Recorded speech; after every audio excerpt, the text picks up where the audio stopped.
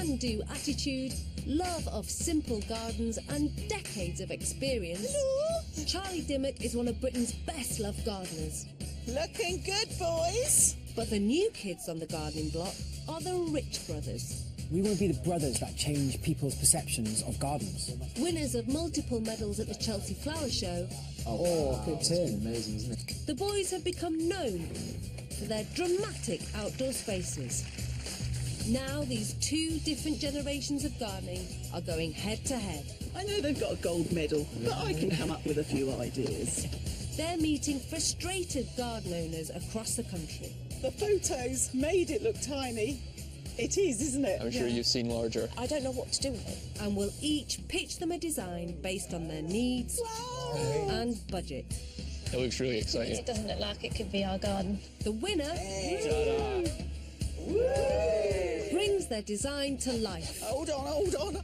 Sweet as a nut. And the loser has to help them build it. Oh, I'm getting irritated now. We're sort of faffing around. This is what happens Does he ever get irritating? All the time. when different styles collide. Who chose these? 1, 2, 3. This looks like your design. Yeah. To turn garden dreams into reality. Wow, open your eyes. Wow, it's amazing. It's beautiful.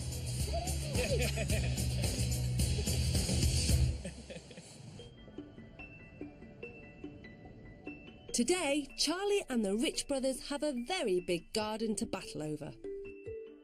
Kerry and Chris have sent this through from Pontefract, and they're a lovely couple with 2 children. They look really lovely, family, don't they? Real smiley. Account manager Chris and his wife Kerry live in West Yorkshire with their 2 young children, Anis and Rudy. They moved into their family home in 2013. And the reason that they bought the house was because of the garden. So I think it means a lot to them. Big old garden, though. It looks like it doesn't end. It is, it's very long, isn't it? The garden is 10 metres wide and 50 metres long. We do appreciate the size of it. It just doesn't work. It's not, I kind of think it could do so much more. I mean, at the moment, it's just a big space, load of grass to cut every now and again. And it couldn't look more different to the family home, which in the last few years has been completely modernised. They've just built an extension, like a garden room within the house, so now they're focused on the So garden. you can see all the garden now, can they? Yes, yeah, exactly. It's staring us in the face every day in terms of what needs to be done. But then, and it will be wonderful when we open up those bifold doors onto this amazing garden. But Kerry and Chris don't just want their new garden to look stunning. I'd just like the whole family to eat a more organic vegetarian diet, so this garden giving us the opportunity to grow lots of organic vegetables. I think something that's really natural would look amazing. So she's really into the good life. She's more Barbara than she is Margot. Oh, you boys are so young. Kerry and Chris may dream of the good life, but they don't have a huge amount of money to achieve it. So budget is pretty decent, it's £2,000. Yeah. It is quite a big garden, though. I appreciate that for a garden of this size, £2,000 is not a lot of money. I kind of have the idea of what I would like the end product to be, but how to get there and what planting and stuff is beyond me. And I don't have a clue.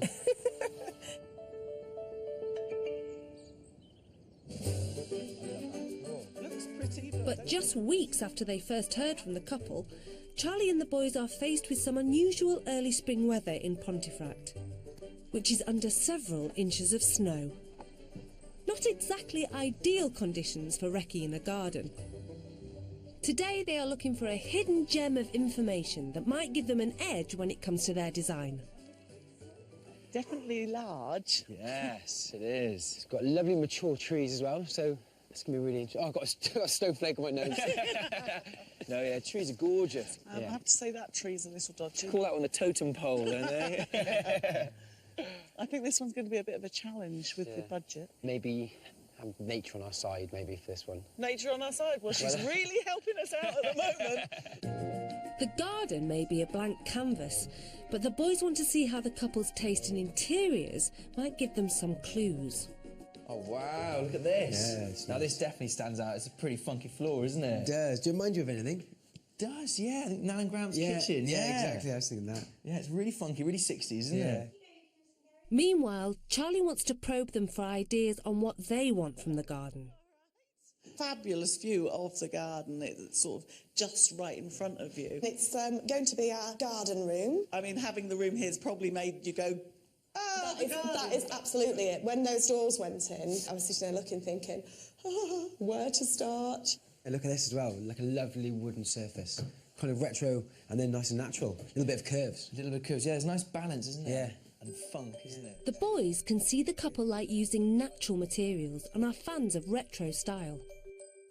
Yeah, because they've got, like, the wood, the funk, they've got some lovely little fixtures. This baby seat's pretty cool. That's epic, isn't it? Isn't that nice? And then this wallpaper as well. Looks like cow parsley. Yeah. All quite retro, but it works really well, doesn't it? It does. Harry and David are already brimming with ideas, but Charlie wants to know how the garden could improve the family's lives. what do you want from the garden, apart from bringing the garden into your garden room? Just a reflection of nature rather than something sculpted. Because my idea with a formal garden is that you would be asking the children to, "Oh, don't step on that," and, stay away from there. And I want something that is, for us all. And I had the idea of a garden that could provide for us. It's fun, lots of nature involved, lots of vegetables and fruit, and slightly wild and woolly. Absolutely, definitely. Perfect. Turning a plot that's half a football field into a haven for nature and an inspiring vegetable garden for £2,000 is a huge ask. It's going to take every ounce of Charlie and the boys' creative thinking to make it happen. So, our rival designers get straight to work. Each of them has to come up with a design for Kerry and Chris's perfect garden that will work within their budget. The couple will then choose a winner, and the loser has to help the victor build the garden. So who will the couple go for? Will it be Charlie, a safe pair of hands who's seen her fair share of veg plots and wildlife gardens? Or the boys, who are more known for their modern outdoor spaces and might offer them something out of the ordinary? It's time for the big pitch. That's amazing. So what we wanted to do was to create this very beautiful garden for you. The garden's quite large, so what we wanted to focus on was splitting it into these 3 individual areas. The one straight out from the terraced area is kind of framed with these bold orange walls. So this is much more of a naturalistic space. There's a much larger lawn area, but it's surrounded by longer grass, so like wild meadow. So that'd be great for wildlife and encourage more native species. And then that leads on to this network of organic foraging paths. So somewhere that's just really fun, really wild, really natural. This garden is a basic structure for you to develop. Yes. Okay. And I've got sort of 3 key areas. This key area here, it's very organic, flowing, it's banked up soil, sort of slightly Teletubby land, that curving Undulation. Undulation to add a bit more interest. With one eye on the budget, Charlie's playing it safe by using existing elements in the garden to create a long flowing plot that the couple can develop as the years go by. But by pitching 3 different gardens in one, the boys are going for broke. Can they deliver all this for £2,000? The next area are the vegetables. Raised beds, again with big curves on them just to make them a bit more interesting. The boys are taking the idea of planters a step further and appealing to Kerry's love of retro colours.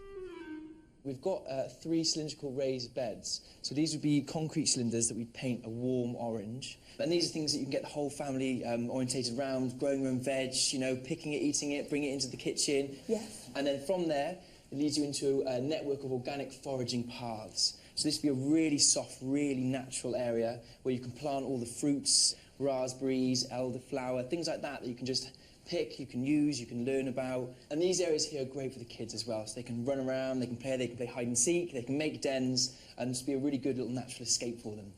This is going to be seating. So I'm thinking, I don't know about you, as a child, I always used to put on plays, me and my friends, for mums and dads, and I'm thinking this could be like an amphitheatre. I think these areas will be great for the children because they'll be canopied and they can make dens in there. Exciting to think about that kind of could bring that area to life and could be our garden. That's it. Time's up. It's now all up to Kerry and Chris. With the boys, the thing that gets me straight away about this one is the colours. The orange and then this lovely vibrant planting with purples and blues. Yeah. And then the fact that that's carried through with the cylindrical raised beds. With Charlie's, I really like the idea of the amphitheatre and the seats because the kids will love doing the show in that sort of area there. I think that's a really good idea. And the bits where they can make dens and things. The raised beds as well, the kidney shapes, they're lovely as well. Yeah, because they're sort of on an angle as well, great, aren't they? yeah. How natural it all is really, really nice. Yeah. The couple really want their garden to be a wildlife-friendly family space where they can indulge their good life fantasy. It's difficult. But only one design can win. So will it be Charlie's Teletubby-inspired garden with its log planters? Or the Rich Brothers' garden in 3 parts with its brightly coloured concrete silos? It's decision time. Okay. It's been a really difficult decision. But the design we've chosen is... Yeah! Oh, amazing! I knew they hadn't quite got it. Oh, that's amazing. That's what made you go for our design. We did love them both. It wasn't an easy decision. The flow up to the top of the garden, the fact that it's sort of 3 different areas, and then the flow to you particularly like I really like meadow. This bit, just thinking about the kids, and I like the open area as well. So that's epic. Can't wait to get started on the garden, and I think it will transform your life. The boys may be happy, but they're promising an awful lot of garden for not a lot of money. They'll need all of Charlie's experience if they're going to make their design a reality.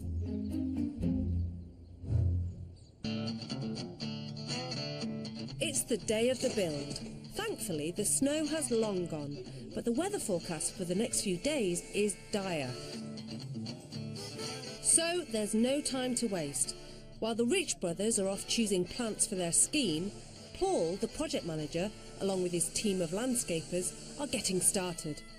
And the boys' design is already causing them problems. This should have been dropped in the backyard, but unfortunately it's in the front yard, and we have to get that concrete ring, which is 750 mil wide, through that door there. That's the only access into the back garden. A key feature of the brothers' design are 3 concrete cylinders that will form an architectural vegetable plot. They looked quite small on the plan, but now they're here, they're not only huge, but weigh a ton. Oh, look at that, it's meant to be okay. Nice and steady now. Okay. And once they're through the side gate, they have to go through Kerry's brand new extension. Yeah. Bit to you. Easy. Keep it moving if you can. Keep it moving. Keep it moving. Lovely.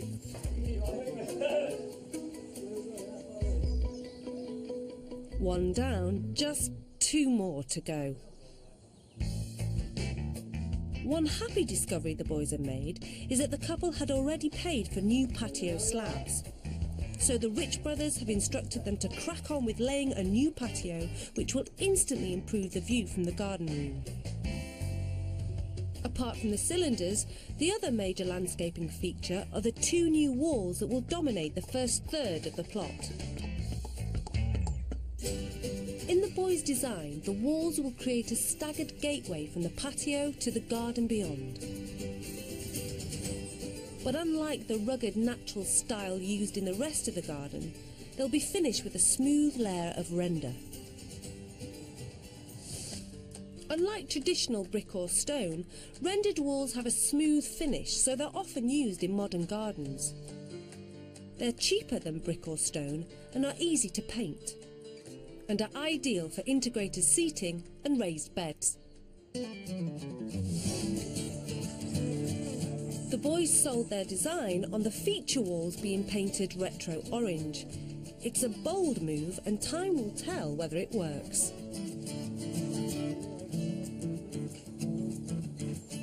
Meanwhile, Charlie and the Rich Brothers are emerging from the undergrowth and digesting the scale of the task that lies ahead.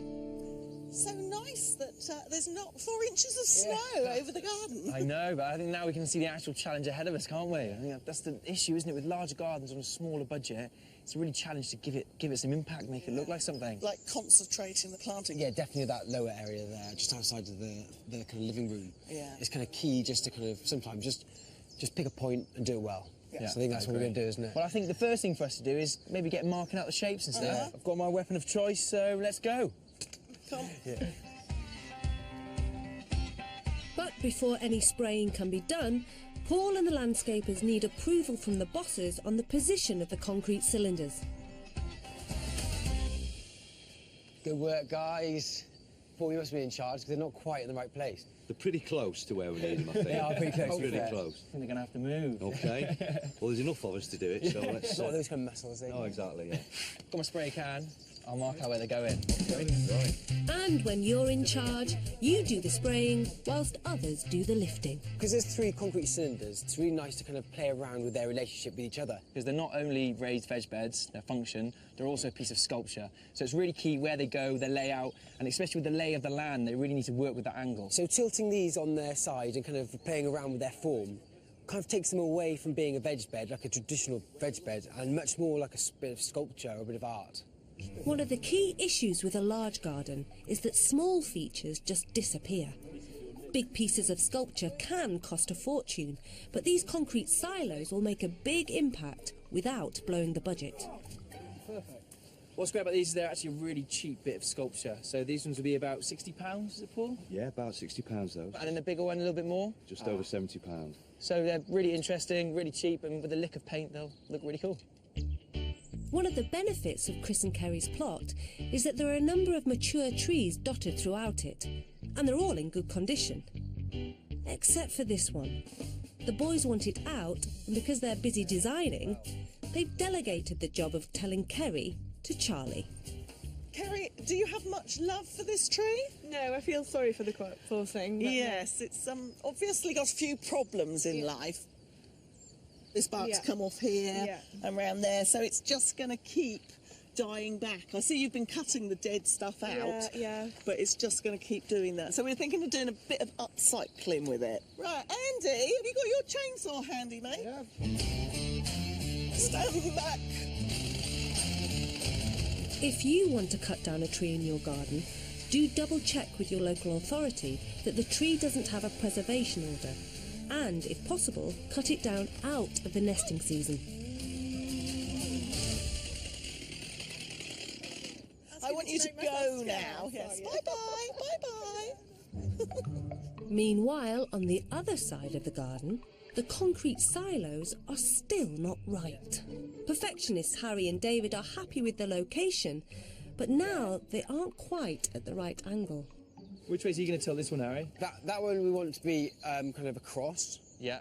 That one just down but slightly on angle, and that one then maybe just straight down.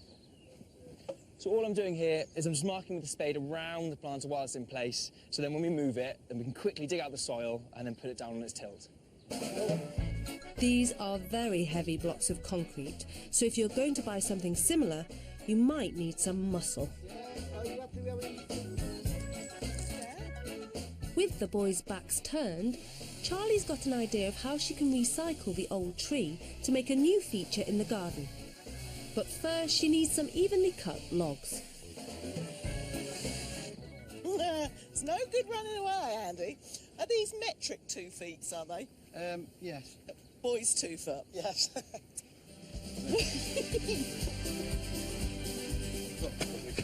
Just take a little bit out. Okay. I've got it. Go. So, it's going in. Perfect. But just as things are going well, the weather takes a turn for the worse, which is not good news for the boys' feature walls. Before they can be painted orange, they need to be bone dry. So Harry's moving on to the flower beds. One thing I can get on with is actually marking out these beds. And as you said, these are all straight lines, but the beds are all curvy.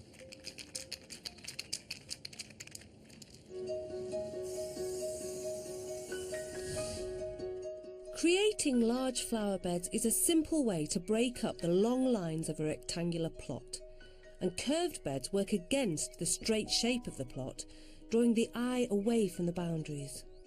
But for real impact, a stunningly planted large bed in the middle of the garden creates drama.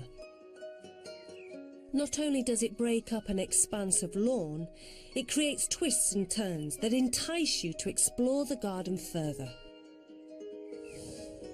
Before you start cutting your lawn, it's a good idea to use a specialist garden marking spray to mark out exactly where you want your curved beds to go. Yeah, looks great. Yeah. It's really nice. I actually love the way that you've got these two walls, which are quite kind of powerful, aren't they? Kind of really do hold this space. But then within it, you've got these lovely curved lines. Yeah. But the boys are taking a risk adding such big beds on a limited budget.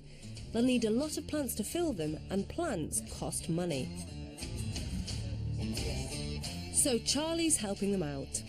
She's come up with an idea for a raised central bed. And the boys have given her the green light because it costs nothing. She's already got her logs, and now she's recycling the turf from the other flower beds. So we're not taking out the trunk at all, just cut it down to grass level. I'm going to stack some turf around just to give a bit of a mound. We're going to put some logs around it, a bit more soil, and then a few more bits of log as well, so it goes in like a sandwich layer. Further up the garden is a huge pile of soil left over from when the house extension took place. To save money, Dave is planning to use it to create the next big planting bed. Some people would see a big brown pile of soil in their garden as a big negative, but we see it as a massive positive. Although it's a lot of soil to shift by hand and by barrow, it's really going to add a lot to this garden. And it's going to help us increase that wild, natural look by playing with the contours and the relief of the existing ground. So just by marking out a few nice curves along the ground, and then filling in with soil, it really helped give shape to the garden. So we're bringing that soil down here, and we're going to follow the curves that I've just drawn. Once the beds are planted, the grass will grow through, creating a natural meadow. The build may be progressing, but the rain has now gone from drizzle to downpour, turning the middle of the garden from a grass path to a trench. It's a bit like a ski slope here. So, I reckon I need about 3 more barrel loads. Charlie's using the recycled logs as a wall and banking the soil against it. But the first plant going in isn't a flower. So I've got this. These are spores of mushrooms, edible mushrooms, and we're basically impregnating the logs with them. So cardboard goes down on top of the logs. Now it does say that you should wet the cardboard, but the rain's doing that for us very nicely. And that's going to act like a seed bed for the mushrooms, and then the roots can get down into the rotting logs. They're not going to get loads and loads of mushrooms the first year, but it'll take about 3 years for them really to get going. And I'm just going to sprinkle that over. Spores are to mushrooms as seeds are to the plant.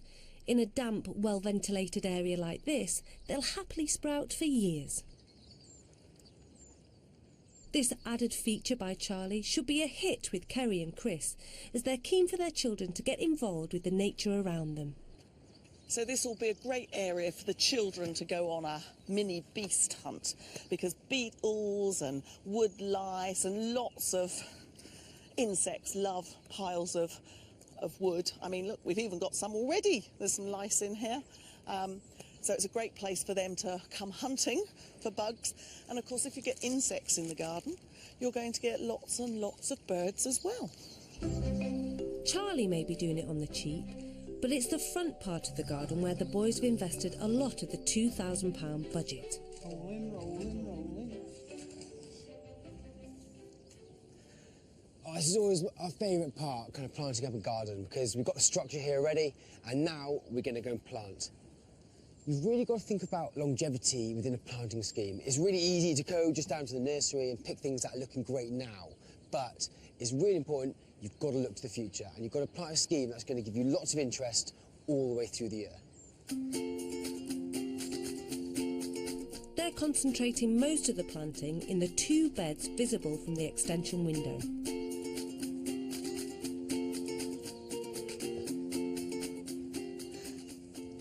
Whenever laying out a bed, the first thing I do is rethink about what structural plants are going to be the key plants within this border. For me this time it's Molinia, and that's a lovely grass which is going to look incredible all the way through the season. In this instance, the Molinia will give this lovely structure and height. And, you know, when you're starting with a border, I think height is the most important thing. Molinia, or purple moorgrass, can grow a metre high and will contrast beautifully with the wall. To make the budget work, and with such large beds to fill, the boys have invested in a large number of young plants rather than a small number of full-grown specimens. They may not look spectacular now, but will eventually fill the space and provide colour all year round. We've got a lovely selection. As you can see, some things are kind of out, like the lavender, and then some things like the persicaria and asters aren't out yet, but it's going to give a lovely floral display. By contrast to the contemporary planting by the walls, Charlie's finishing off her raised bed with an informal mix of wildflowers and ferns. So we've got lots of wild flowers that will do well growing through grass, and they'll self-seed. All the primroses and violets will spread quite naturally, and they'll just keep propagating on in the long grass and look beautiful in the spring. But the wet weather is taking its toll on the troops. How goes it in the veggie patch then, David? I'm going to put a complaint in to the bosses. This wet weather, this liquid sunshine, I'm not keen on. Well, complain all you like. Boss ain't listening. Let's think about the plants rather than ourselves. One of the key elements of the Rich Brothers' design that won over Kerry and Chris was the foraging area at the top end of the garden. And David's creating a copse of fruit bushes. So we've got 4 fruit shrubs here at the moment. We've got blackcurrant, blueberry, gooseberry and loganberry, lots of berries. And at the moment just like kind of arranging them out in a natural kind of fashion really. Not really thinking too much about where they go, just giving it a natural kind of, just a natural look, so that when you journey through the garden, you know, you pick up all the different ones. April is the ideal time for planting these shrubs, and kept in a sunny spot and properly cared for will be fruiting come midsummer.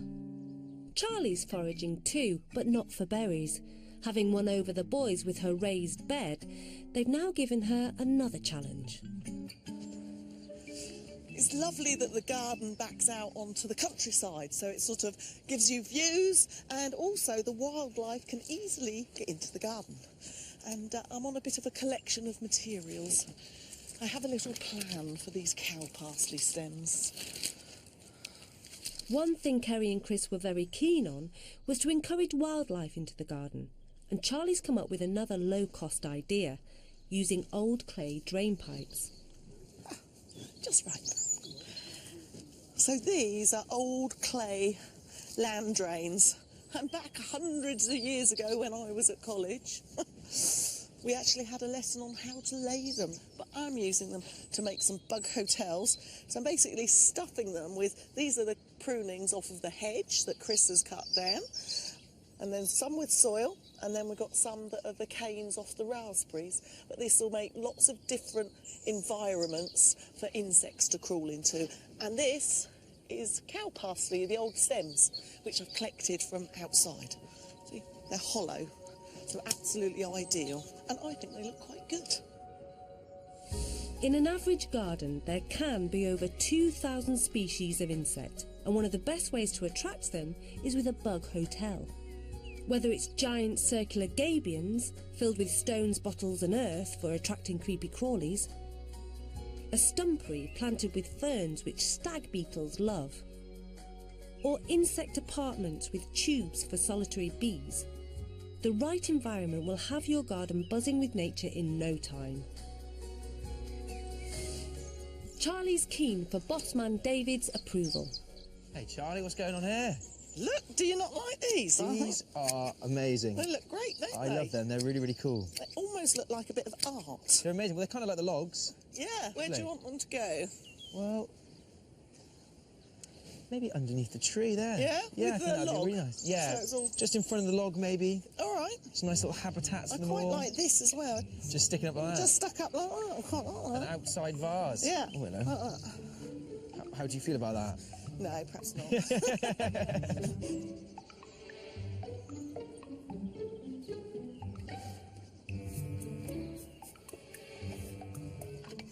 Another key requirement in this garden is that it helps the family become more self-sufficient, and there's plenty of growing room in Harry and David's concrete planters.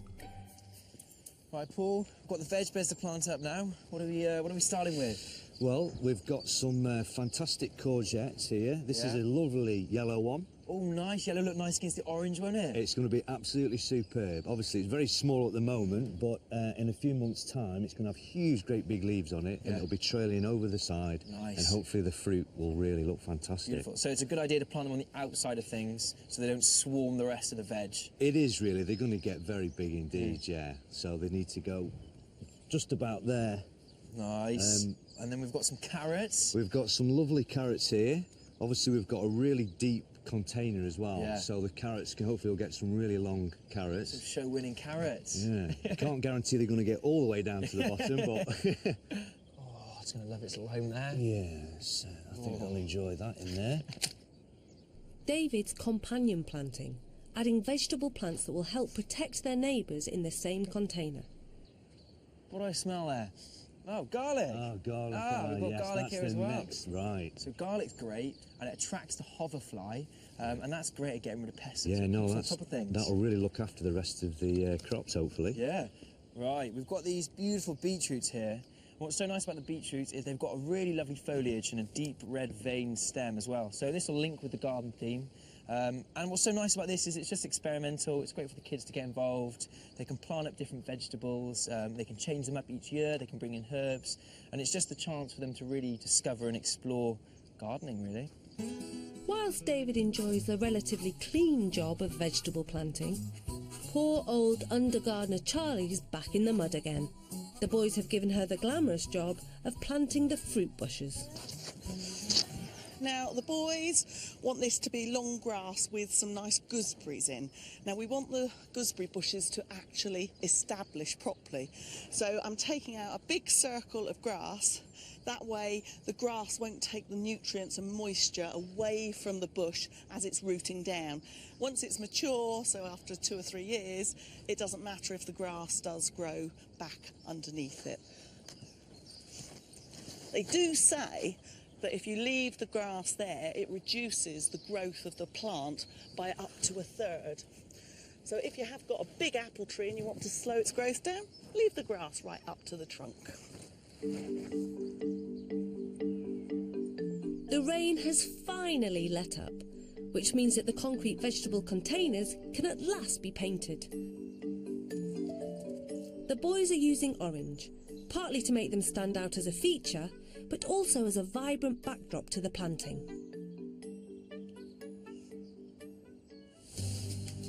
Using colour in hard landscaping is a great way to create different effects with plants. In South East London, the Greenwood Theatre, part of King's College London, is now a landmark because of its vibrant exterior and urban garden.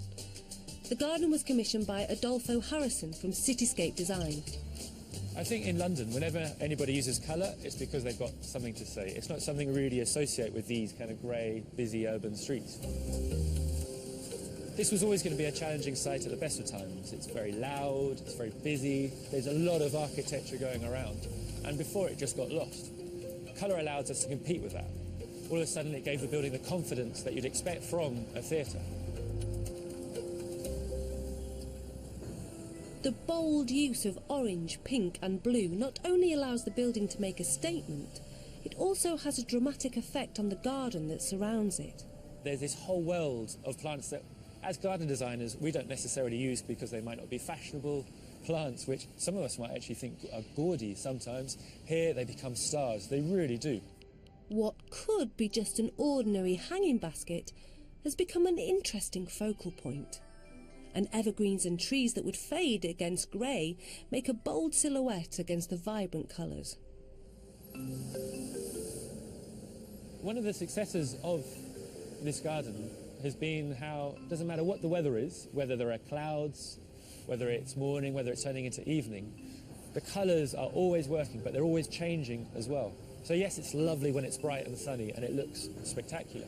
But even on those grey days, it really does cheer people up. It's really quite surprising.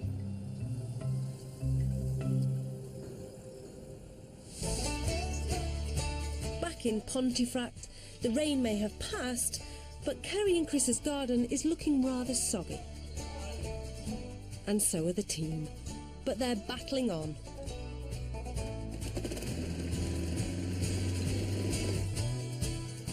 In the boys' design, the middle part of the garden is defined by a path mowed through tall grass, adding to the wild, natural look.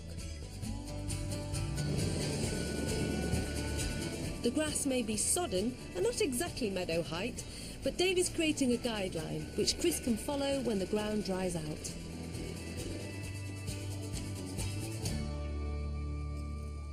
With the containers done and the fruit shrubs in, it's all hands on deck to finish the feature beds between the walls. You've got lots of Molinia in there. Amongst the plant choices are wildlife-friendly varieties that the boys are hoping will bring the sound of bees and butterflies to the garden.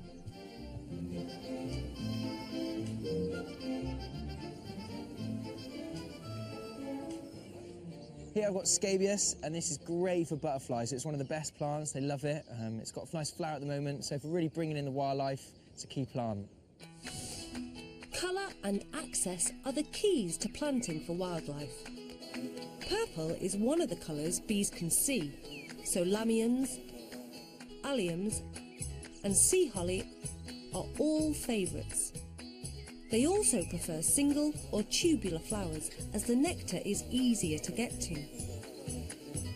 Planting flowers like foxgloves and geums will have them buzzing around your borders in no time.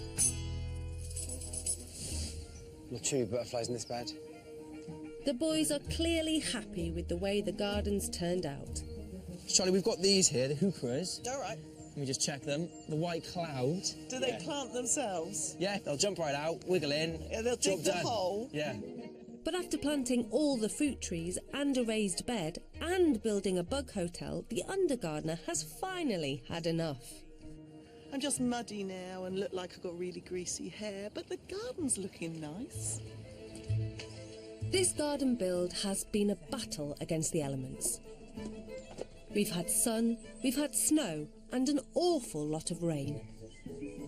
But as the very last plants go in, Kerry and Chris's huge garden is finally finished.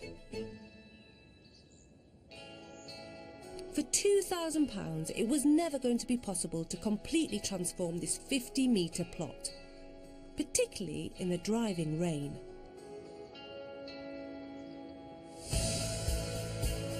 But thanks to Harry and David's design, it's now well on its way to being the wildlife-friendly, grow-your-own-garden Kerry and Chris dreamed of. With such a large space to deal with, the Rich brothers and their team have had to make every penny count. But will the couple feel it's a big enough transformation? Okay, guys, well, are you ready? I think so. Yeah. She looks all excited already, and she's still got her eyes closed. Open your eyes. Wow. I can't believe how much you've got done. Can we go and explore? Yeah, definitely, yeah. Chris, do you like the curves of the Yeah, lawn? it's brilliant. It really does go into the journey like you described to us when you showed us the plans. It's sort of curves and then the straight line there. That's lovely. Oh, she does like it. She's very smiley. So will some of these grow as tall as the wall with the lovely orange wall? So like the hydrangeas and the grasses and things. Gorgeous. So it looks like someone's caught your eye over there, Yeah, Chris. definitely. Can we go and have a look at that? Yeah, come on. I'm really excited to get up here and have a look and see what we've got, because obviously I'm loving the colour. She likes the orange. This is your own little bit of sculpture. Yeah. Each one's got like kind of different things in, so this is kind of herbs, so Yes, rosemary, I see. thyme. So over here we've got a veg, we've got our broad beans, and then we've got our beetroot and some cabbage. Over here we've got some courgettes, they're yellow. Courgettes, so when they cascade over, it'll match and, you know, make the whole theme, so that's going to be really cool. The kids are going to love these, definitely. A bit more fun, isn't it? A bit more playful. It's definitely a different way of having a... It's a great idea. Do you guys want to go and check out the rest of the garden? This is the start of the wild part of the garden, and you know it gets more intriguing the more you walk. This is where we'll be able to be foraging. Yes, exactly. Yes, you've got your blueberries there, gooseberries, black currants, and then some loganberry bushes over there. And we use the old kind of stumps. Yeah, this looks absolutely gorgeous. brilliant. I love it. This was Charlie's dab hand.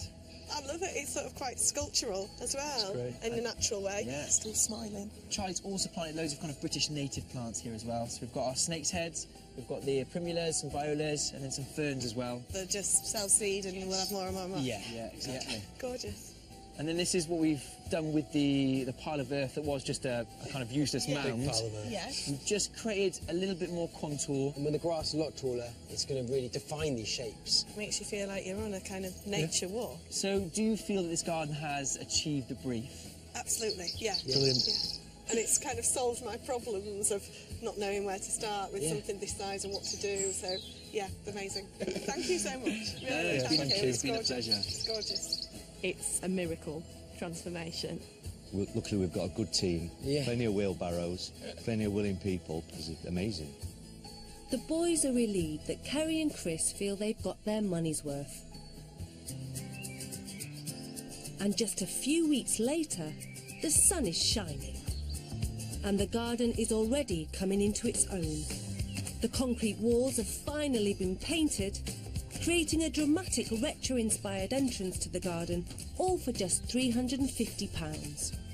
Using giant concrete cylinders enabled the boys to create a bold statement in a large garden, and will be bursting with vegetables and herbs come the summer. Not bad for under £200. But even cheaper is Charlie's Bug Hotel. Made from recycled materials from the back of the garden, it's a haven for creepy crawlies. Harry and David opted to invest in younger plants to fill more of the plot. £70 got them 6 young fruit bushes that will grow to fill the upper part of the garden and enable the family to forage to their heart's content, which left over half the budget to spend on flowering perennials, which are already establishing, and will create 2 colour-filled statement flower beds for Kerry and Chris to enjoy from the window of their new garden extension. Looking as quirky and different as exciting as it does, it's brilliant. Once the grass starts growing that little bit and they mow their paths, that'll instantly make a massive difference when with this garden. You won't get me out of this garden now.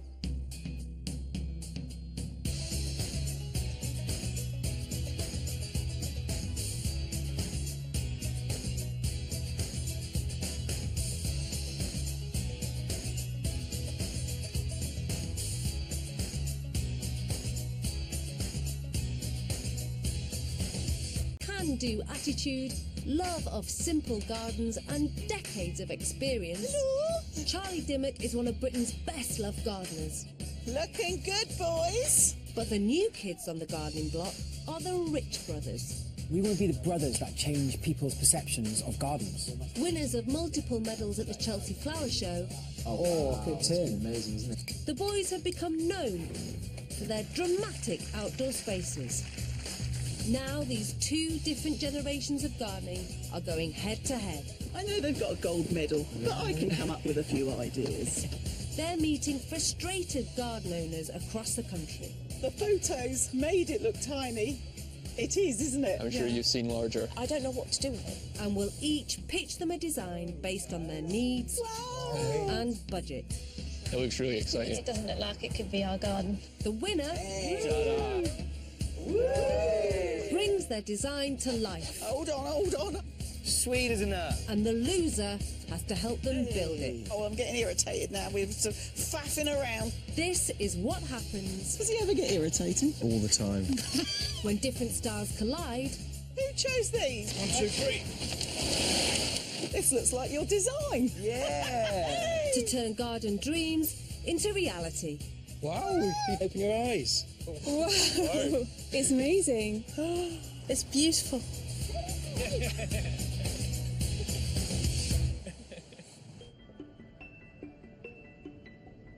Today, Charlie and the Rich brothers have a very big garden to battle over.